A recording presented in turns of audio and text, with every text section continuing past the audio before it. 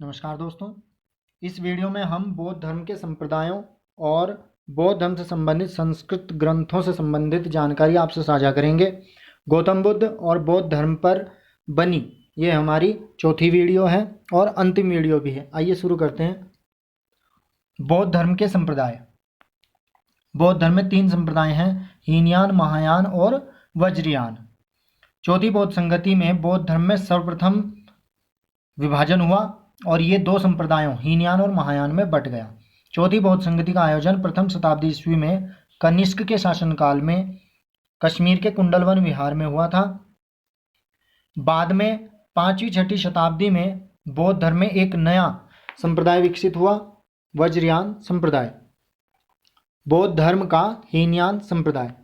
हीनयान संप्रदाय के अनुयायी मूर्ति पूजन नहीं करते, जबकि महायान संप्रदाय के अनुयायी मूर्ति पूजन करते हैं, लेकिन दोनों ही संप्रदाय के अनुयायी प्रतीक चिन्हों को पूजते हैं। प्रतीक चिन्ह हैं अश्व, कमल, सांड, बोधि वृक्ष यानी कि पीपल का वृक्ष जो कि गया में है, और धर्म चक्र। तो इनकी पूजा दोनों ही संप्रदायों के अनुयायी किया करते हैं। भारत में हीनयान की लोकप्रियता समाप्त प्राय हो गई थी, लेकिन इसने श्रीलंका, बर्मा, कंबोडिया, थाईलैंड और लाओस में अपनी जड़ें जमा ली और आज भी हीनयान संप्रदाय इन देशों में बहुत ही अच्छे से फल फूल रहा है। हीनयान संप्रदाय का जो मुख्य अंग है या मुख्य विचारधारा है वो है थेरवाद या स्थिविरवाद। थेरवाद शब्द का अर्थ श्रेष्ठ जनों की बात, इसका शाब्दिक अर्थ है श्रेष्ठ जनों की बात। बौद्ध धर्म की इस शाखा में यानी कि हीनयान संप्रदाय में त्रिपिटक हैं उनको मानने पर बल दिया जाता है। उनमें जो लिखे हुए उपदेश हैं, जो अनुदेश हैं, जो नियम कानून हैं संघों के, उनको मानने पर बल दिया जाता है। त्रिपिटक हैं सुत्त पिटक, अभिधम्म पिटक और विनय पिटक। ये 3 पिटक हैं, 3 धार्मिक ग्रंथ हैं इनके मानने पर बल दिया जाता है हीनयान संप्रदाय में। थेरवाद अनुयायी जो थे बौद्ध धर्म को उसके मूल रूप में मानते हैं, यानी कि जो गौतम बुद्ध ने चलाया, जो गौतम बुद्ध के उपदेश थे उनको वो अक्षरशः मानते हैं। इनके लिए तथागत बुद्ध यानी कि जो गौतम बुद्ध थे वो एक महापुरुष अवश्य थे, लेकिन कोई देवता नहीं थे और ये गौतम बुद्ध को नहीं पूजते। बौद्ध दर्शन के अनुसार 3 प्रकार के पूर्ण जीव हैं। बुद्ध जो ज्ञान प्राप्त कर इसे दूसरों तक पहुंचाते हैं, इसका उदाहरण है गौतम बुद्ध। दूसरे हैं प्रत्येक बुद्ध जो ज्ञान प्राप्त तो कर लेते हैं लेकिन वो इसको बांटते नहीं हैं। और तीसरे में आते हैं अरहत। ये इस प्रकार के लोग होते हैं, इस प्रकार के व्यक्ति होते हैं जो ज्ञान को प्राप्त कर इसका पूर्ण उपयोग करते हैं। प्राचीनतम पंथों यानी कि हीनयान में यह मान्यता है कि एक अनुयायी का लक्ष्य जो है वो अरहत होना है, यानी कि ज्ञान की प्राप्ति करके उसका उपयोग करना है ताकि वो पुनर्जन्म के यानी कि जन्म मरण के बंधन से मुक्त हो सकें और निर्वाण की प्राप्ति कर सकें। अगर कोई व्यक्ति ज्ञान की प्राप्ति करके उसका पूर्ण उपयोग करता है तो ये मानते हैं हीनयान के अनुयायी कि मृत्यु के बाद उसे मोक्ष की प्राप्ति यानी कि निर्वाण की प्राप्ति होना तय है। बौद्ध धर्म का महायान संप्रदाय। महायान अनुयायी जो थे वो कुछ देवताओं को पूजते हैं। 3 प्रकार के देव हैं। पहले 6 बुद्ध हैं। ये 6 बुद्ध गौतम बुद्ध के पूर्व जन्म के मानव रूप हैं और ये हैं विपाशयी, सिखी, विश्वभू, क्रकुछंद, कनक मुनि और कश्यप। दूसरे में बोधिसत्व आते हैं जिनकी पूजा महायानी लोग करते हैं। ये इन 6 बुद्धों के आध्यात्मिक पुत्र हैं। और तीसरे में बोधिसत्वों की पत्नियां हैं देवी तारा। तो 3 प्रकार के देवताओं की पूजा महायान संप्रदाय में की जाती है। अरहत के आदर्श की जगह बोधिसत्व की पूजा ही महायान और हीनयान के बीच सबसे बड़ा अंतर था। यानी कि वे तो मानते थे कि अरहत होना लक्ष्य है एक अनुयायी का, जबकि ये मानते थे कि बोधिसत्वों की पूजा अगर हम करेंगे तो तब भी मोक्ष की प्राप्ति हो जाएगी। सिखी को छोड़कर बाकी पांचों बुद्ध, जो भी 5 बुद्ध हैं हमारे, उन पांचों बुद्धों का भरहुत में चित्रण हुआ है विशिष्ट वृक्ष, प्रतीकों और रूपकों के साथ में। केवल सिखी का नहीं हुआ है, विपाशई, विश्वभू, क्रकुछंद, कनक मुनि और कश्यप, इन 5 बुद्धों का भरहुत में चित्रण हुआ है इनके विशिष्ट वृक्ष, प्रतीकों और रूपों के साथ में। प्रसिद्ध बुद्ध कनक मुनि के जो अवशेष हैं वो नेपाल में निगाली सागर अथवा नीलगिव नामक विशाल तालाब के पास में रखे हुए हैं। महायान संप्रदाय में बाद में एक सिद्धांत विकसित हुआ, तिरकाय सिद्धांत, और इस सिद्धांत के अनुसार बुद्ध के 3 स्वरूप हैं। निर्वाण काया, बुद्ध का जन्म यानी गौतम बुद्ध का जो जन्म हुआ पृथ्वी पर वो इसी स्वरूप में हुआ था, और ये संभोग काया से उद्भूत थे दूसरे स्वरूप से।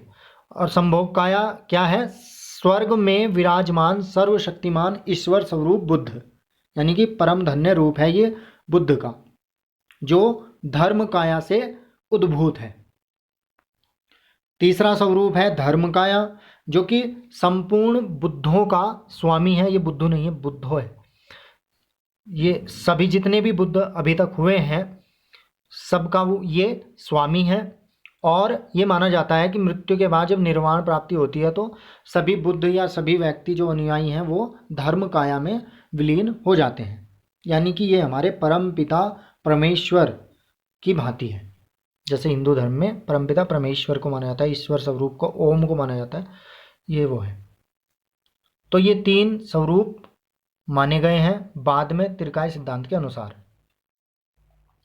महायान दर्शन के अंतर्गत 2 संप्रदाय विकसित हुए, यानी कि 2 प्रकार के दर्शन महायान संप्रदाय ने हमें दिए हैं।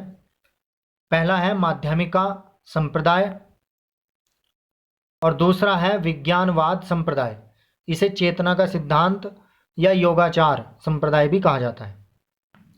माध्यमिका संप्रदाय के संस्थापक थे नागार्जुन, जो कि प्रथम द्वितीय शताब्दी में थे, और इस संप्रदाय के अनुसार, या ये कह लीजिए कि माध्यमिका दर्शन के अनुसार, दुनिया अनावश्यक और अस्पष्ट स्वरूप वाली है, बल्कि वास्तव में सबके मूल में क्या है? शून्य है, यानी कि कुछ नहीं है, रिक्त है, खालीपन है सब। इसलिए माध्यमिकों को कभी कभी शून्यवादी भी कहा जाता है, और माध्यमिका दर्शन को शून्यवादी दर्शन भी कहा जाता है। माध्यमिका कारिका इस दर्शन की आधार पुस्तक है, आधार ग्रंथ है ये, जो कि नागार्जुन द्वारा लिखी गई है।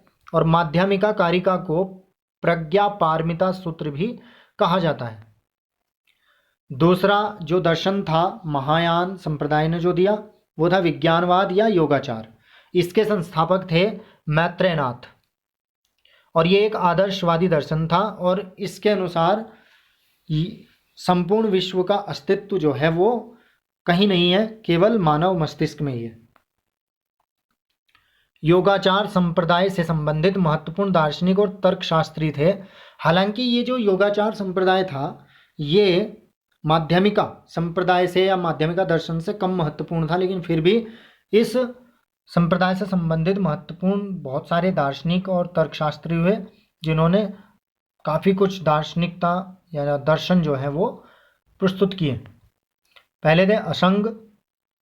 इन्होंने विज्ञानवाद या योगाचार परंपरा का सबसे प्राचीन ग्रंथ लिखा, सूत्रालंकार, जो कि 4वीं-5वीं शताब्दी में लिखा था।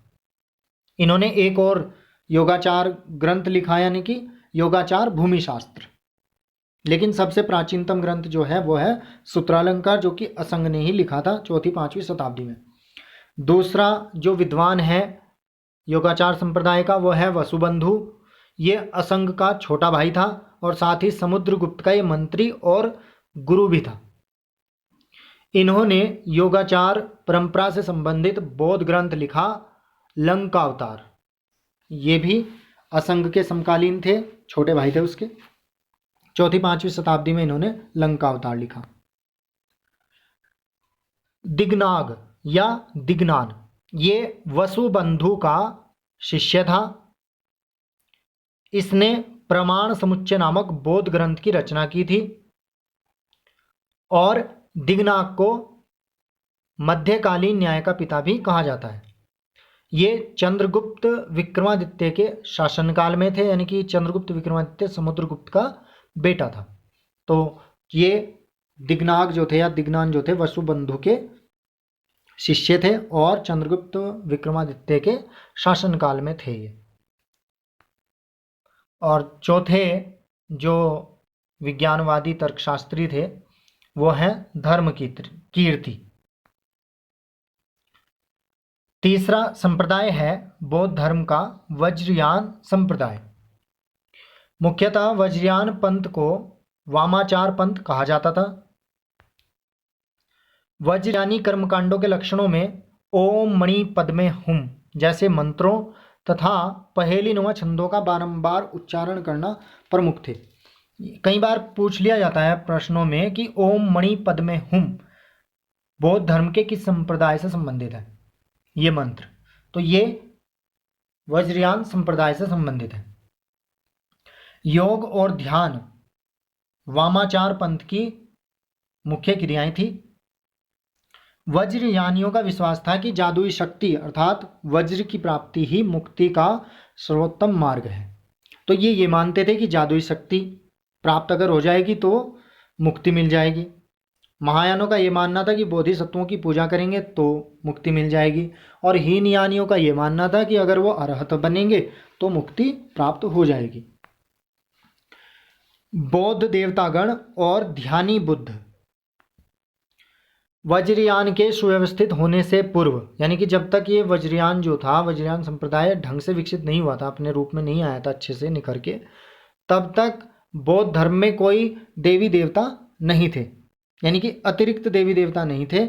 बुद्ध, बोधिसत्व और देवी तारा तो थे, लेकिन अन्य देवी देवता नहीं थे, जैसे कि हिंदू धर्म में बहुत सारे, तो इस तरह से नहीं थे। लेकिन बाद का विस्तृत, व्यापक और वर्गीकृत देव सिद्धांत जो है वो वज्रयान या तांत्रिक बौद्ध धर्म से ही उत्पन्न हुआ था। शुरू में इन्होंने 33 देवताओं को मान्यता दी वज्रयान संप्रदाय ने, जो कि एक अलग किस्म के निवास स्थान तवतिमसो या त्रस्त्रिम्स में रहते थे, और 10वीं शताब्दी तक इन देवी देवताओं की संख्या में और अधिक वृद्धि हुई थी। तांत्रिक बौद्ध धर्म यानी कि वज्रयान के प्राचीनतम ज्ञात ग्रंथ मंजूश्री मूल कल्प में कई देवी देवताओं का विवरण है, लेकिन सबसे पहले गुह्य समाज में, यानी गुह्य समाज नामक ग्रंथ में बिल्कुल व्यवस्थित ढंग से बौद्ध देवताओं की जानकारी का उल्लेख है। ये दोनों ही प्राचीनतम ग्रंथ हैं तांत्रिक बौद्ध धर्म से जो कि संबंधित हैं।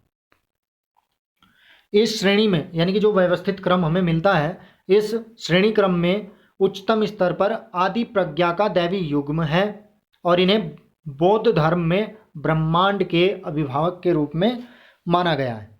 जैसे महायान में धर्म काया था, तो ठीक ऐसा ही वज्रयान में आदि प्रज्ञा का दैवी युग्म है।